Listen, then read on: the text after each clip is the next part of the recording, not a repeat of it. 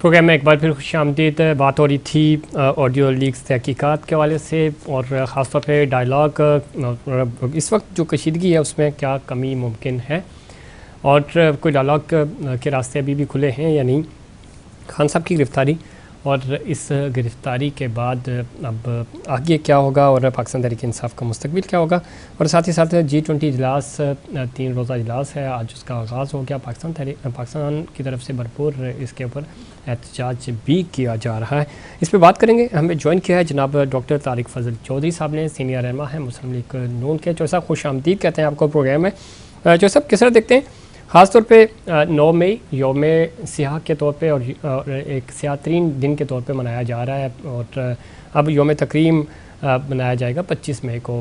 اس حوالے سے ظاہر آرمی ایکٹ کے تحت کارروائیاں ہوں گی, آرمی چیف بھی یہ کہہ چکے ہیں اور پرائم منسٹر بھی. آپ نہیں سمجھتے کہ کیا ہی بہتر ہوتا کہ یہ ساری کارروائیاں جو ہیں وہ جو لوگ اس میں ملوث ہیں ان کو فوری طور پہ سزائیں ملتی, لیکن سویلین عدالتوں سے ہی مل جاتی ہیں اور فوجی ایکٹ یعنی جو آرمی ایکٹ ہے اس کی ضرورت نہ پڑتی, تو زیادہ بہتر نہیں ہوتا, چونکہ اس معاملے کو بھی کنٹروورشل بنانے کی کوششیں کی جا رہی ہیں. بسم اللہ الرحمن الرحیم. بہت شکریہ. دیکھیے 9 مئی کے جو واقعات ہیں ان کی جتنی بھی مذمت کی جائے وہ کم ہے, اور پاکستان میں جب سے پاکستان معرض وجود میں آیا ہے اس وقت سے پاکستان میں سیاست بھی ہوتی رہی ہے, پاکستان میں بڑے مشکل حالات رہے ہیں, پاکستان میں مارشل لا لگتے رہے, یہ ساری باتیں ہم نے دیکھی ہیں. لیکن پاکستان میں وزرائے اعظم جو ہے وہ پھانسیوں پہ لگے, وزرائے اعظم کو گولیوں سے شہید کیا گیا. یہ سلسلہ پاکستان کے جو پہلے منتخب وزیر اعظم ہے وہاں سے شروع ہوا, اور بے نظیر بھٹو صاحبہ کا بھی آپ نے دیکھا. یعنی یہ مختصر سی بات میں نے اس لیے کی ہے کہ اتنے بڑے بڑے امتحان اور اتنے افسوسناک واقعات سے ہماری سیاسی تاریخ بھری ہوئی ہے, لیکن ان سب کے باوجود کسی نے بھی قومی سلامتی کے جو ادارے ہیں ان کی تنصیبات پہ حملہ نہیں کیا. کسی نے اسی طرح کورٹ کمانڈرز کے گھروں پہ حملے نہیں کیے, کسی نے اس طرح جو ہماری شہداء کی یادگاریں تھیں ان کو نقصان نہیں پہنچایا. یہ پاکستان میں پہلی دفعہ ہوا ہے, اور ہوا کس بات پہ کہ سابق وزیر اعظم کو گرفتار کیا گیا ہے کرپشن چارجز پہ. تو ان پہ کرپشن کا الزام ہے کہ انہوں نے 60 ارب روپیہ ہڑپ کی ہے, اور وہ دولت جو برطانیہ سے آئی تھی پاکستان کے قومی خزانے میں جمع ہونے کے لیے, وہ انہوں نے بند لفافے میں کابینہ سے اپروول لی اور اپنے منظور نظر شخص کو دی, اور اس کے بعد اس شخص سے انہوں نے 400 سے زائد کنال کی اراضی پہلے اپنے ایک دوست کے نام پہ اور پھر براہ راست اپنی اہلیہ اور اپنے نام پہ منتقل کی. اس کیس پہ انہیں پکڑا گیا, اور اس کا جو ریئیکشن تھا وہ آپ نے دیکھا کہ جہازوں کے ماڈل چلائے گئے, شہداء کی یادگاریں چلائی گئیں. لہٰذا اس کام کو پاکستان کی آئندہ آنے والی تاریخ میں ہمیشہ سے روکنے کے لیے یہ ضروری ہے کہ ان لوگوں کو سزائیں دی جائیں. اور چونکہ ملٹری ایکٹ موجود ہے پہلے سے, یہ کوئی آج تو نہیں بنا, کوئی ان واقعات کو ہوئے اس کے بعد تو نہیں بنا. ملٹری ایکٹ موجود ہے اور اس میں گنجائش موجود ہے کہ جو بھی سول یا آرمڈ فورسز کے لوگ اس طرح کے واقعات میں ملوث ہوں گے ان کے خلاف کیسز ملٹری ایکٹ کے تحت چلائے جا سکتے ہیں. اس میں فائدہ یہ ہوگا کہ ٹرائل جلدی ہوگا, سزائیں جلدی ہوں گی, ٹرائل جلدی ہوگا, فائدہ یہ ہوگا. لیکن ساتھ ہی ساتھ خان صاحب ظاہر کل دوبارہ پیش ہو رہے ہیں عدالت میں, اور وہی سمجھتے ہیں, ان کو 80% یقین ہے اس بات کا کہ دوبارہ گرفتاری ہو سکتی ہے. انہوں نے کارکنان سے اپیل کی ہے کہ آپ پرامن رہیں, کسی قسم کا کوئی پروٹیسٹ نہ کریں. آپ کو لگتا ہے کہ کل دوبارہ خان صاحب کی گرفتاری کے چانسز ہیں؟ اور ساتھ ہی ساتھ چونکہ وہ یہ سمجھتے ہیں کہ پی ڈی ایم نے لاسٹ ٹائم بھی ٹریپ کیا, اس لیے انہوں نے ہدایات دی ہیں کارکنان کو کہ وہ پروٹیسٹ سے اوائڈ کریں. دیکھیے جنہیں گرفتار کیا جائے گا یا نہیں کیا جائے گا یہ تو قانون نافذ کرنے والے اداروں کا کام ہے, نیب کا کام ہے جو اس کیس پہ تحقیقات کر رہا ہے.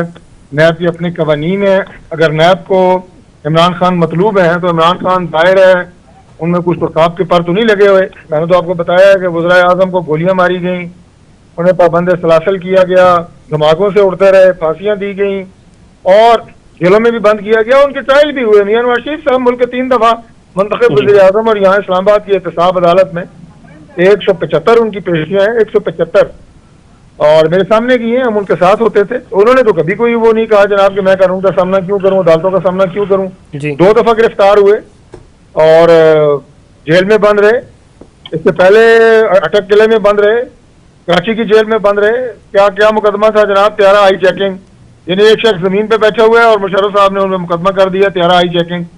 तो मेरा मतलब है कि इमरान खान साहब को अगर उन पे जो इल्जाम है करप्शन का, जो मैंने मुख्तसर तफसील आपके सामने रखी है, उस पर अगर नैब को कोई तहकीकात की जरूरत है तो, और वो गिरफ्तार करता है, तो ये कौन सी गैर मामूली बात क्या है इसमें? क्या वो आइन और कानून से बाला हैं? और अगर वो अपने कारकुनों को अपील कर रहे हैं तो मैं ये कहूँगा कि वो अब क्या बहुत, जब चिड़ियाँ चुग गई खेत, आपने पाकिस्तान की नौजवान नस्ल को जिस बारूद के ढेर पे बिठाया हुआ है अपने बयानात के जरिए, और उन बयानात के जरिए जिससे आपने इतना फैलाया, शर फैलाया, फसाद फैलाया, तो आपने नौजवानों के जहन में तो आपने वो शोला भरा हुआ है। ठीक, अब नौजवानों के जहनों में क्या भरा हुआ ये तो है, लेकिन अब जुडिशल कमीशन पीटीआई ने चैलेंज कर दिया है, तहकीकात इसके ऊपर हो रही हैं, और साथ ही साथ इस पे सवालात भी उठाए जा रहे हैं। आज तक हमने देखा जितने भी जुडिशल कमीशन बने हैं उनकी जो रिपोर्ट्स आई हैं उन रिपोर्ट्स को भी नहीं माना गया। तो आप समझते हैं कि ये भी नतीजा खेज साबित होगा? देखिए, चीफ जस्टिस साहब बहुत काबिल एहतराम है पाकिस्तान के, ज़ाहिर है एक बहुत से ओहदे पे फायज हैं, उनके लिए बहुत एहतराम है, लेकिन उनके कुछ फैसले इससे पहले कंट्रोवर्शियल करार दिए जा चुके हैं पार्लियामेंट से। पाकिस्तान की पार्लियामेंट ने उनके कुछ फैसलों को कंट्रोवर्शियल करार दिया है। अब मसला ये है कि पाकिस्तान तहरीक इंसाफ का जो मौक़िफ़ है, अगर उसको सामने रखा जाए तो इसका मतलब ये है कि सिवाय चीफ जस्टिस ऑफ पाकिस्तान के बाकी जो 16 जजेस या 17 जजेस इस वक्त सुप्रीम कोर्ट में बैठे हैं, उनमें से एक भी न तो काबिल एतमाद है, ना उनके फैसले पाकिस्तान तहरीक इंसाफ को पसंद आएंगे, और ना वो चाहते हैं कि ये कोई भी कमीशन जिसमें बाकी जजेस शामिल हों वो आज़ादाना और मुनसिफाना अपनी तहकीकात कर सके। क्या खूबसूरत मंतक है, क्या काबिल शर्म मंतक है कि आप 17 रुकनी सुप्रीम कोर्ट में सिर्फ एक जज पे इन्हिसार कर रहे हैं जो तवातर से आपके हक में फैसले दे रहे हैं, उसके अलावा कोई जज भी आपको काबिल एतमाद नहीं लगते। किसी जज का भी इंसाफ जो है वो मानने के लिए तैयार नहीं है। अब एक तरह से मैं ये कहूँगा कि ये जो 9 मई का जो एक हमला आवर वो हुए मिलिट्री पे और उसकी तनसीबात पे, आप ये समझें कि सिर्फ इस एक बयान से वो पूरी की पूरी सुप्रीम कोर्ट पे हमला आवर हुए हैं। उन्होंने बाकी 16 जजेस को नाकाबिले एतमाद करार दिया है, उनके फैसलों पे अदम एतमाद किया है। ठीक है, उनके फैसलों पे तो ज़रा अदम एतमाद किया, ये आपका पॉइंट ऑफ व्यू है, लेकिन दूसरी तरफ इस वक्त जो एक तनाव है, सियासी कशीदगी है और शिद्दत पसंदी में इजाफा होता जा रहा है, कोई आपको लगता है कि हालात बेहतरी की तरफ जा सकते हैं, डायलॉग मुफाहमत हो सकती है? देखिए जी, सियासत को सियासत रहना चाहिए, हम इसके हक में हैं। सियासत कोई मैदान जंग नहीं है। हम तो इमरान खान साहब को शुरू से कह रहे हैं कि खुदा के लिए सियासत में इतनी नफरत ना बोएं, इतने जहर आलूद बयानात ना दें और इतनी शर्मंगेजी ना फैलाएं कि सियासत से ज्यादा सियासी पार्टियों के दरमियान जो है वो जंग की शक्ल इख्तियार कर ले। हमने ना कभी ऐसा किया है, ना आज करेंगे, ना हमारे बयानात जो हैं वो कभी भी शर और फितना और नफरत फैलाने वाले होते हैं। डायलॉग का तो मेरा ख्याल गुंजाइश नहीं रही, क्योंकि पाकिस्तान तहरीक इंसाफ का जो तर्ज अमल है वो सियासी जमात का तर्ज अमल नहीं रहा। उनकी सियासत जो है वो एक सियासी जमात की सियासत नहीं रही, वरना तो सियासी जमात से तो किसी वक्त भी मुज़ाकरात हो सकते हैं, क्यों नहीं हो सकते। तो पाकिस्तान की सियासत में शामिल जमातें हैं, दे आर मोस्ट वेलकम, लेकिन वो अपना सियासत का जो तर्ज अमल है वो सियासी रखे ना। वो MQM लंदन की तरह जिस अल्ताफ हुसैन साहब उन्हें लीड कर रहे थे, जलाओ घिराओ बोरी बंद लाशें भत्ताखोरी, इससे परहेज फरमाएं। अगर इससे परहेज फरमाएंगे और पाकिस्तान की एक सियासी जमात बनेंगे, जितने वाकयात हुए इमरान खान साहब ने जिस तरह इन्हें कंडेम किया है वो भी आपने देखा है कि कंडेम करने का तरीका ये है कि कौन है जो कंडेम नहीं करेगा, वरना तो पहले दिन जिस दिन इमरान खान साहब बाहर आए थे शिद्दत से मजम्मत करनी चाहिए थी कि हमारा इन वाकयात से कोई ताल्लुक नहीं है।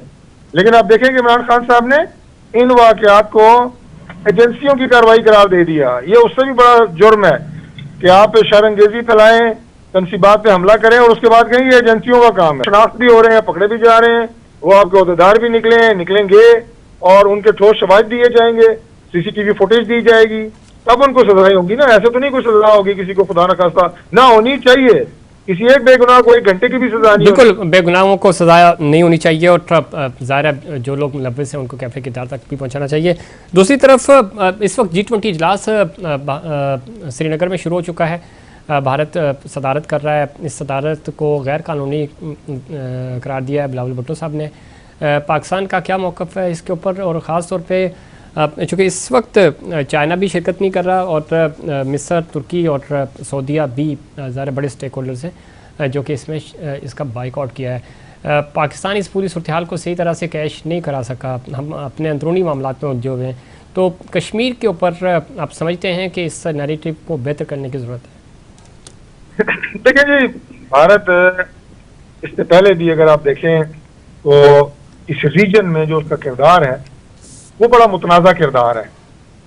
بھارت اپنے آپ کو دنیا کی سب سے بڑی جمہوریت کہتا ہے، لیکن اس کا طرز عمل قطعی طور پہ جمہوری نہیں ہے بلکہ غیر جمہوری ہے.